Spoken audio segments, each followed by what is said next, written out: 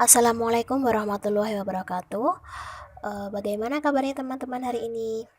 Semoga selalu dalam lindungan Allah sehingga kita dapat melaksanakan aktivitas kita di setiap harinya dengan baik.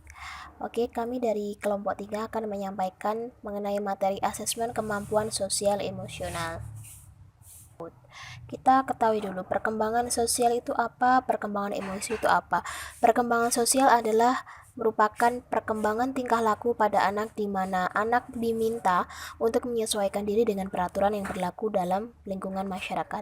Dengan kata lain, belajar sosial itu anak belajar mengenai norma, moral, adat yang ada dalam suatu kelompok. Lalu perkembangan emosi. Perkembangan emosi ya ini adalah di mana seseorang itu berada dalam suatu keadaan yang dianggap penting.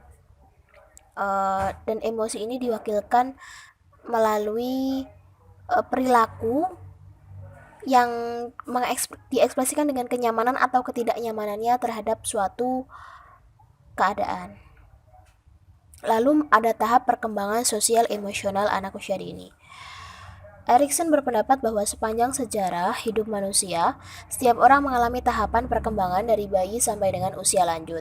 Tahapannya adalah diantaranya percaya dengan ketidakpercayaan, penguasaan dengan malu atau ragu, inisiatif dengan rasa bersalah, lalu ada produksi dengan rendah diri. Yang selanjutnya ada permasalahan sosial dan emosional yang sering terjadi pada anak usia dini. Untuk permasalahan sosial sendiri bisa berupa sukar berhubungan dengan orang lain, seperti takut pada orang dewasa yang belum dikenalnya. Lalu ada takut terhadap sekolah. Biasanya kan kalau pertama kali masuk sekolah mesti ditunggu oleh orang tuanya.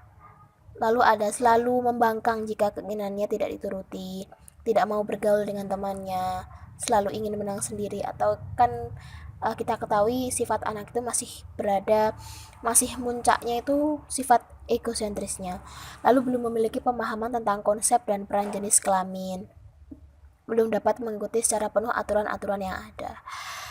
Lalu permasalahan emosional yang pertama bisa berupa agresivitas, kecemasan, temper tantrum, lalu ada keterbakatan atau giftedness, lalu ada penakut, berbohong, dan mencuri. Ya, di sini ada cara mengasesmen sosial emosional anak usia dini. Penilaian pada perkembangan sosio-emosional anak usia dini ini dilakukan melalui beberapa tahapan. Nah, kita bisa mengamatinya dalam proses keseharian mereka dalam melakukan kegiatan.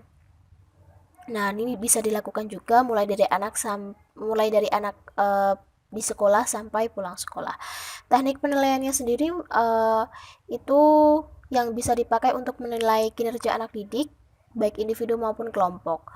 Teknik penilaian biasanya digunakan untuk melihat sejauh mana perkembangan anak sudah meningkat ataukah menurun. Nah, teknik yang biasa digunakan ini berupa observasi, unjuk kerja, dan percakapan atau wawancara. Nah, terima kasih.